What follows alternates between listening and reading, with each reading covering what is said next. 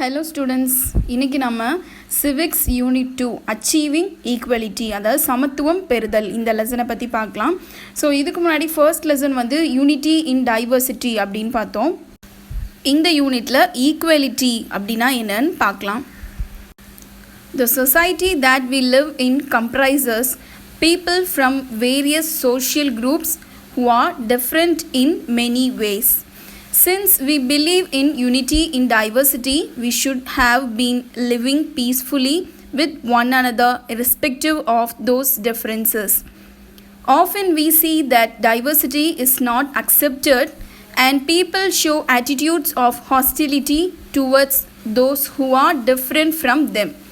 They form opinions about the other groups and this often leads to tension in the society. Such opinions are often prejudiced. இப்போ நம்ம வாழ்கிற இந்த society இருக்குல்ல, இந்த country, so இதில் வந்து நிறைய குரூப்ஸ் இருக்குது. அதாவது நிறைய வேறுபாடுகளை உள்ள ஒரு சொசைட்டியில் தான் நம்ம இருக்கோம். அந்த வேறுபாடுகள் நிறைய இருந்தாலும் நம்ம வந்து யூனிட்டி இன் டைவர்சிட்டி, அதாவது வேற்றுமையில் ஒற்றுமை அப்படின்றத நம்ம நம்புகிறோம். அதனால் எவ்வளோ வேறுபாடுகள் இருந்தாலும் அதையும் மறந்து நம்ம எல்லாரோடையும் ஒற்றுமையாக வாழ்கிறோம். டைவர்சிட்டி அதாவது பன்முகத்தன்மைங்கிறத வந்து பீப்புள் வந்து அக்செப்ட் பண்ணிக்கலனாலும் அவங்கக்கிட்ட தான் இனத்திலேருந்து வேறுபடுற வேறு இனத்தவர்கள் இருப்பாங்கள்ல, வேறு டிஃப்ரெண்ட் பீப்புள்ஸ், ஸோ அவங்க மேலே எப்பயுமே வந்து ஒரு பகை உணர்வு, அதாவது அவங்கள பற்றி நம்மளுக்கு சரியாக தெரியாது, ஆனால் அவங்கள பற்றி நம்மளுக்கு வந்து ஒரு டிஃப்ரெண்ட் ஒப்பீனியன் இருக்கும்.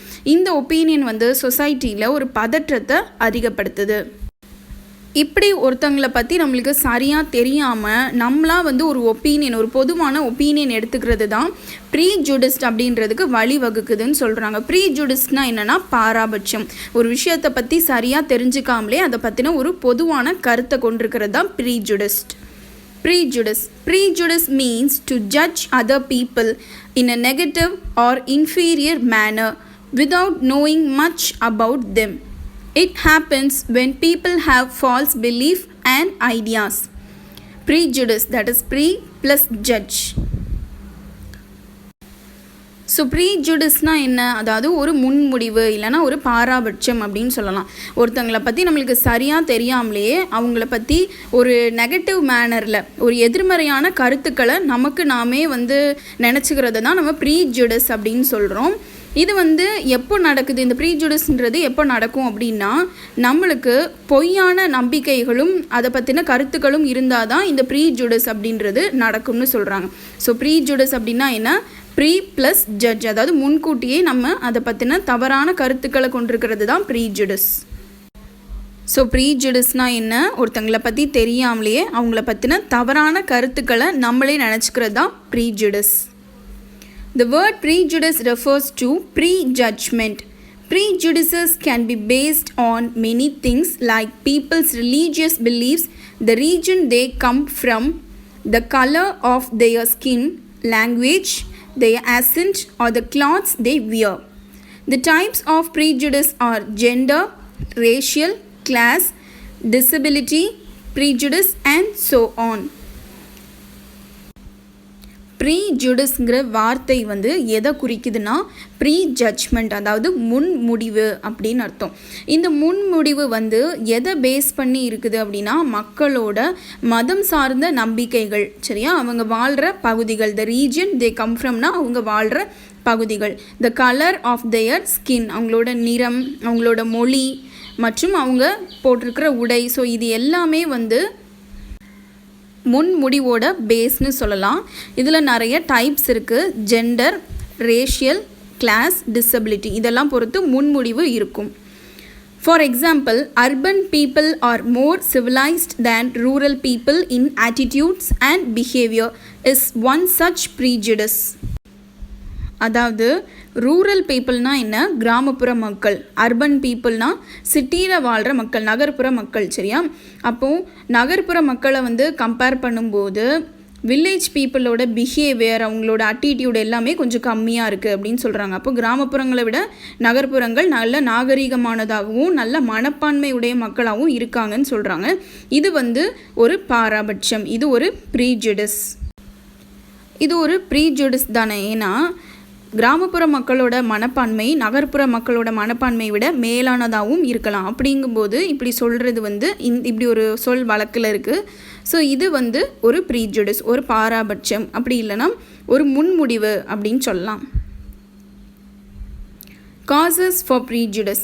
Some common social factors that contributes to the rise of prejudice are socialization, conforming behaviors, economic benefits, authoritarian personality, ethnocentrism, group closure, conflicts.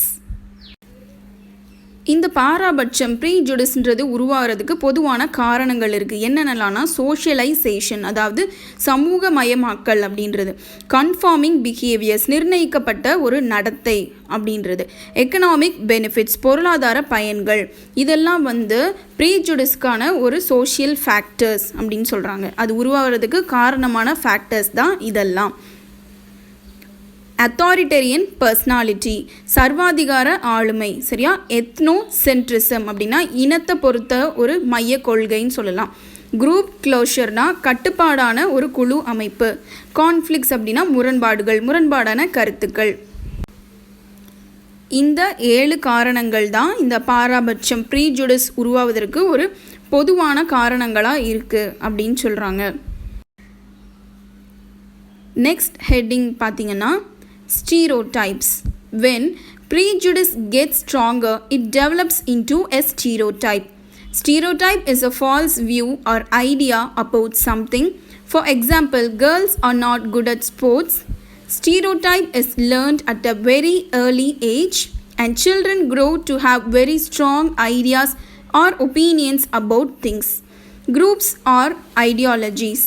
As children grow up, the lines of like and hate for other things, people, cultures, beliefs, languages became sharper. இந்த prejudice அப்படின்றது, so இந்த முன்முடிவு, நம்ம ஒரு விஷயத்தை பற்றின ஒரு முடிவு எடுத்திருக்கோம் அப்படின்னா அது ஸ்ட்ராங்காக இருக்கிற பட்சத்தில் ஒரு ஸ்டீரியோடைப் உருவாகும். அதாவது அதை பற்றின ஒரு ஸ்ட்ராங்கான கருத்து உருவாகும். இந்த ஸ்ட்ராங்கான கருத்து ஸ்டீரியோடைப் அப்படின்னா என்னென்னா இது ஒரு ஃபால்ஸ் வியூ, ஒரு தவறான கண்ணோட்டம், அப்படி இல்லைன்னா ஏதோ ஒன்றை பற்றின ஒரு தவறான ஐடியா அப்படின்னு சொல்லலாம். ஸோ இதுக்கு என்ன எக்ஸாம்பிளாக சொல்கிறாங்கன்னா, girls are not good at sports, அதாவது பெண்கள் வந்து விளையாட்டுக்கு சரியானவங்க அல்ல, உகந்தவர்கள் அல்ல அப்படின்னு சொல்லலாம். ஏன் அப்படி சொல்கிறாங்க அப்படின்னா, இந்த மாதிரியான ஒரு சொல் வந்து இதுக்கு முன்னாடி வழக்கில் இருந்துச்சு. அதாவது ஐயோ நீ பொண்ணு, நீ ஏன் வந்து நீ ஸ்போர்ட்ஸுக்கெலாம் போகிற, இதெல்லாம் வந்து கேர்ள்ஸுக்கு செட் ஆகாது, சூட் ஆகாது, ஸோ அதெல்லாம் வேணாம், அது பசங்களுக்கு தான் செட் ஆகும், அந்த மாதிரி சொல்கிறது வந்து முன்னாடி ஒருமித்த ஒரு கருத்தாக இருந்துச்சு, ஒரு ஸ்டீரியோடைப்பாக இருந்துச்சு. இந்த மாதிரியான தவறான கருத்துக்கள் வந்து குழந்தைங்க சின்ன வயசில் இருக்கும்போதே கற்றுக்குறாங்க. அப்படின்னும் போது அவங்க வளரும்போது அதை பற்றின ஒரு ஸ்ட்ராங்கான கருத்து இல்லைனா ஒப்பீனியன் அவங்க மனசில் உருவாயிடும். ஸோ எதை பற்றி அவங்களுக்கு அந்த கருத்து இருந்துச்சோ அவங்க வளரும்போது அது ரொம்ப ஸ்ட்ராங்காக உருவாயிடும். அப்படின்னும் போது பிற்காலத்தில் அவங்களுக்கு வந்து அதர் பீப்புள்ஸ், அதாவது மற்ற மனுஷங்களை பற்றியோ இல்லை கல்ச்சர்ஸ், நாகரிகம், நம்பிக்கைகள், மொழி, இதெல்லாம் பற்றின ஒரு வெறுப்பு வந்து அவங்களுக்கு உருவாக ஆரம்பிச்சிடும். ஸோ இதுக்கு வந்து இந்த ஒத்த கருத்து, அதாவது ஸ்டீரியோடைப் அப்படின்றது ஒரு அடிப்படையாக அமைஞ்சிரும். ஒரு விஷயத்தை பற்றின தவறான கருத்து அவங்களுக்கு வெறுப்பை கொண்டு வருதுன்னு சொல்கிறாங்க. இதுக்கு example, Raghu was hit in his eye with a soft ball and to everyone's surprise he started to cry. The others started to laugh at him. Mani felt sad for him but started laughing along with others. In the above example, we have a general opinion that girls cry and boys don't cry. When Raghu cried out of pain, others laughed at him. Now we understand that when we fix people in our image, we create a stereotype. Gender-based stereotypes are often portrayed in films, advertisements, and TV serials. Almost all the advertisements related to detergents, washing machines, dishwashers, and others show a woman as the main lead or user of that product. On the other hand, all the stunts shown in a bike advertisement is performed by ferocious looking men. இப்போ இதுக்கு ஒரு example கொடுத்துருக்காங்க. ரகுன்ற பையன் விளையாடிட்டு இருக்கும்போது ஒரு பால் வந்து எதிர்பாராமல் அவனோட கண்ணில் அடிச்சிருச்சு. ஸோ அந்த அடித்த வேகத்தில் அவனுக்கு வலிச்சதுனால அவன் அழுறான். ஆனால் அவனை சுற்றி அவன் கூட விளையாடிட்டு இருந்த பசங்க எல்லாரும் அவனை பார்த்து சிரிக்கிறாங்க. எதுக்காக சிரிக்கிறாங்க?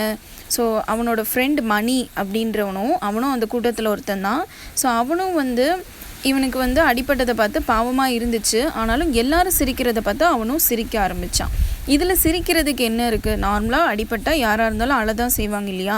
அவங்க எதுக்கு சிரிக்கிறாங்க அப்படின்னா ஒரு பொதுவான ஒரு ஒப்பீனியன் இருக்குது. அது என்ன ஒப்பீனியன்னா, கேர்ள்ஸ் அழுவாங்கணும், பாய்ஸ் வந்து அழமாட்டணும். Girls cry and boys don't cry. So ஆம்பளை பிள்ளைங்க அழமாட்டாங்க அப்படின்னு சொல்லுவாங்க. ஸோ அந்த மாதிரியான ஒரு ஜென்ரல் ஒப்பீனியன்னால தான் ரகு வந்து அழுதோன்னு அவனை சுற்றி இருக்கிற எல்லாரும் அவனை பார்த்து சிரித்தாங்க. அப்போது இது வந்து ஒரு ப்ரீஜுடிஸ். இது நாளாக ஒரு ஸ்டீரியோடைப்பாக, ஒரு ஒத்த கருத்தாக இது மாற ஆரம்பிச்சிருச்சு. இதே மாதிரி நிறைய விஷயத்தில் இந்த ப்ரீஜுடிஸ் அப்படின்றது நாள் போக போக ஒரு ஸ்ட்ராங்கான ஒரு ஸ்டீரியோடைப்பாக, ஒரு ஒத்த கருத்தாக அது வந்து மாறிடும். இதே மாதிரி இருக்கிற ஜெண்டர் பேஸ்ட் ஸ்டீரியோடைப்ஸ் என்னெல்லாம்னா, ஆண் பெண் அடிப்படையில் ஸ்டீரியோடைப்ஸ். இந்த ஆட் வந்து நீங்கள் டிவியில் பார்த்துருப்பீங்க. இது ஒரு வாஷிங் பவுடருக்கான ஆடு. இதில் மெயின் லீட் பார்த்திங்கன்னா ஒரு விமனை தான் கொடுத்துருக்காங்க. எதுக்காக அப்படின்னா, அந்த துணி துவைக்கிறது வந்து விமன் தான் பண்ணுவாங்க. ஸோ அவங்கள வச்சு அந்த ஆட் எடுத்திருக்காங்க. அப்போ இதுவும் ஒரு ஜெண்டர் பேஸ்ட் ஸ்டீரியோடைப் தான். ஸோ விமன் செய்கிற வேலையை வச்சு அந்த ஆட் வந்து இண்டிகேட் பண்ணி எடுத்திருக்காங்க. இதுவே ஒரு பைக் விளம்பரமாக இருந்திருந்தால் அதில் வந்து ஒரு பையன் இந்த பாருங்க ஸ்டண்ட் பண்ணுற மாதிரி இருக்குல்ல. ஸோ இது வந்து ஒரு ஜென்ஸை வச்சு தான் எடுக்கிறாங்க. ஏன் அப்படின்னா, ஏன்னா ஜென்ஸ் தான் பைக் ஓட்டுவாங்க, இந்த வீலிங் ஸ்டண்ட் பெர்ஃபார்மன்ஸ் அவங்க தான் பண்ணுவாங்க அப்படின்ற மாதிரி இருக்கு இல்லையா? ஸோ இதை தான் வந்து ஜெண்டர் பேஸ்ட் ஸ்டீரியோடைப்ஸ் அப்படின்னு சொல்கிறோம். அவங்களோட இனத்தின் அடிப்படையில், ஆண் பெண் என்ற வேறுபாடு, அந்த இனத்தின் அடிப்படையில் இருக்கிற ஒருமித்த கருத்துக்களை தான் நம்ம வந்து ஜெண்டர் பேஸ்ட் ஸ்டீரியோடைப்ஸ் அப்படின்னு சொல்கிறோம். இப்போது நம்ம இதுக்கு முன்னாடி பார்த்தது வந்து ஒரு எக்ஸாம்பிள் தான். இதே மாதிரி நிறைய ஜெண்டர் பேஸ்ட் ஸ்டீரியோடைப்ஸ் அப்படின்றது இருக்குது. ஆனால் நம்ம பெருசாக நோட்டீஸ் பண்ணியிருக்க மாட்டோம். Next heading, inequality and discrimination. Inequality means difference in treatment. The different forms of inequality such as caste inequality, religious, race inequality or gender give rise to discrimination. Discrimination can be defined as negative actions towards people. Inequality and untouchability are caused by discriminations based on caste, religion and gender. Treating dark-skinned people differently from the fair-skinned people and denying equal rights, status and opportunities on the basis of color, caste, gender, religion, etc. are the formidable discriminatory trends afflicting India. Article 51(1) of the Constitution states that the state shall not discriminate against any citizen on grounds of religion, race, caste, sex and place of birth. இன்ஈக்வலிட்டினா என்னென்னா, ஈக்குவலிட்டியோட opposite தான் இன்ஈக்வலிட்டி இல்லையா?